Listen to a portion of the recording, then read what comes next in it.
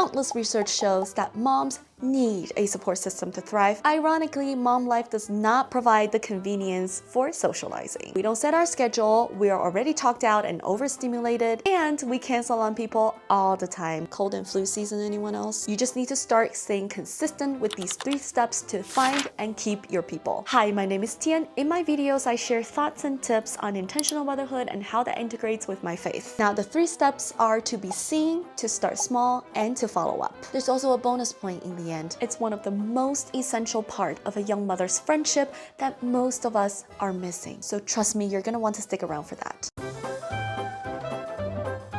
To be seen regularly, you want to go to where moms go. That means things like story time at the library, music together, MOBS, that stands for Moms for Preschoolers, Bible studies, museum, cultural centers, as well as mom activity groups that are local. Instead of spreading yourself too thin, just go to a few of those, like 2 to 3 of them regularly. For me, I always go to the library story time, and I always go to Bible studies. So it's all about what works for you sustainably. It helps to have a weekly routine. So there's a set day of the week that you do certain things. Maybe you do groceries always on Thursdays, and then you go to the library always on Fridays. That way you might have a chance of meeting local moms regularly. I have made a video specifically about how I plan my weekly routine and daily routines. So if you want more inspiration on how to actually set your weekly routine that helps you and your family thrives, definitely check that out. We're not getting into initiation or any sort of following up yet. We are just at the stage of being seen regularly, to be that familiar face at a specific location, always at the same time. People have familiarity bias, and people want to see faces that are familiar. When you put yourself out there and show up regularly, you are already setting yourself up for the success of step number 2, which is starting small. Unfortunately, being seen regularly would not matter at all if you're not willing to actually step out of your comfort zone and initiate. I think everyone's waiting for someone to start first, and it helps a lot to keep in mind that everyone is just as nervous. I can tell you that because I often appear to be the one that seems very confident and I can talk to anyone, but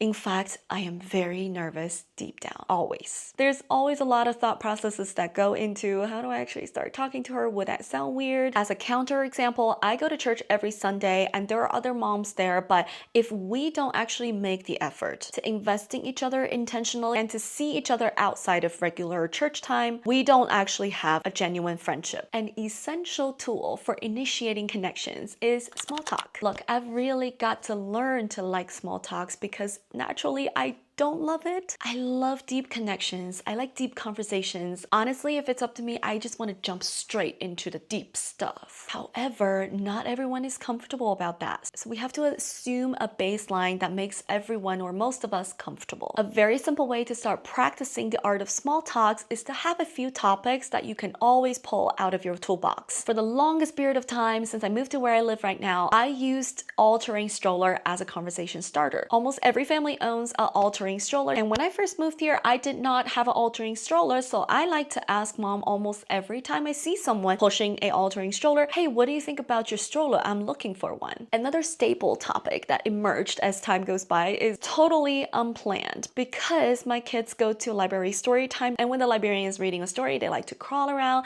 and they like to take other people's water bottle and snack catchers. Our kids use Munchkin's weighted straw cup as well as their snack catcher. Well, guess what? So does every other kid. So they like to go around and grab other people's snack catchers or water bottles, and that just in time emerged as a natural conversation starter. If even that seems a bit too much, just go with the genuine compliments. Simple things like, oh, I love your outfit. I've seen that water bottle everywhere recently. What's your honest review? I'm thinking about getting one myself. Speaking of awkward topics, here comes one. If you enjoyed this video, please give it a thumbs up because that will really help get the word out. Thank you. Back to the topic of friendship. Once you establish that connection and the chats are going pretty well, cut it short. I know it sounds counterintuitive, but what I realized over time is that the longer you chat with someone, the more likely that you will start going deep. I love it actually. To actually maintain this relationship and to be able to go deep for the long run, I find that it often works better when you just stay kind of shallow with them in the beginning. After you cut the conversation short, you also want to extend an invitation. It should be a very casual invitation over something really, really small. For example, if you have met at library story time, you can say something like, I really have to go now, but I often come here on Fridays. Will I see you next week? The next stage of invitation is going to involve an environment outside of the one that you met in.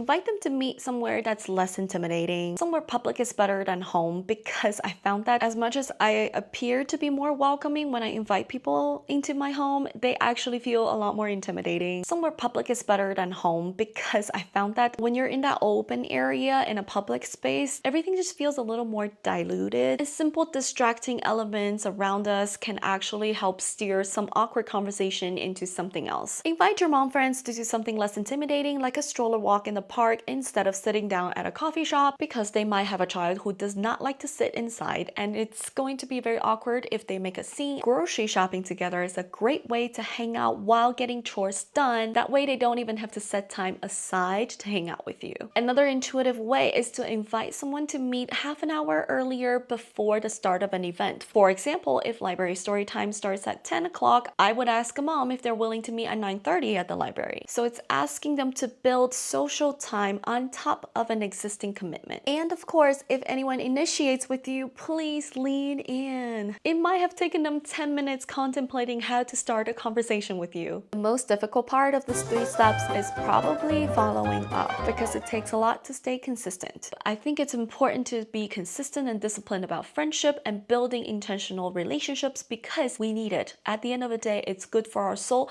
It's going to pour into everything else we do. My Tuesdays are set aside as intentional friendship days. No matter how busy I am that week, Tuesday mornings, usually I take the kids to the playground. It doesn't have to be the same playground every time, but I know Tuesdays I will be able to invite people that I've met earlier to join me. It's a public area, so it's safe, it's less intimidating, and then the kids can play together because they already have something that entertains them while we talk. Oftentimes our kids are going to need us, and that actually provides healthy interruptions that help us have an excuse to stop conversations every once in a while. If you're only checking in on people who are at the top of your message history list, your circle is going to shrink smaller and smaller over time. It's important to keep in mind that not everyone is going to be your friend, and that is okay. Just because we're in the same season of life does not make us friends by default. But it's important to distinguish whether we're just not a good fit, or is it my temptation to form an echo chamber. I put a lot of emphasis on inviting different voices into my real life. On social media, it is so easy to just hear the same opinions over and over again, and that feeds into your ego, and that feeds into this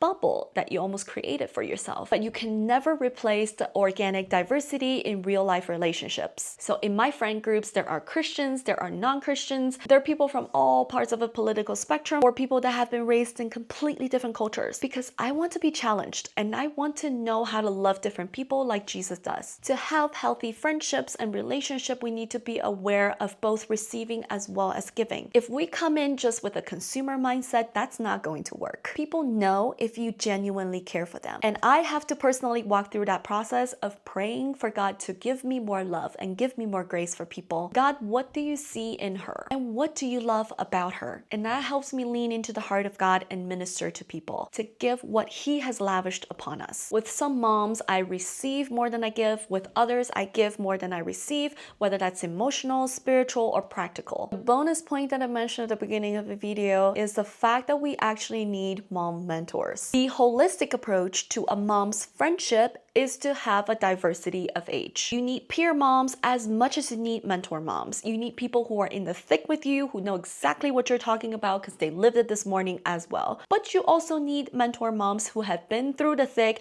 and they have lived to tell the tales, because they can pull you out of that thick. It will take a whole other video to unpack why every mom needs a mentor mom and how to find them. I'll link that video when it's done, but while I work on that, you might want to subscribe so you don't miss out on the updates. Now, I want to know what are your secrets in making mom friends, and please let us know in the comments below. I hope you've enjoyed this video, and if you like contents related to intentional motherhood and faith and how to integrate both of them, please subscribe for more content, and I'll see you in the next video. Bye!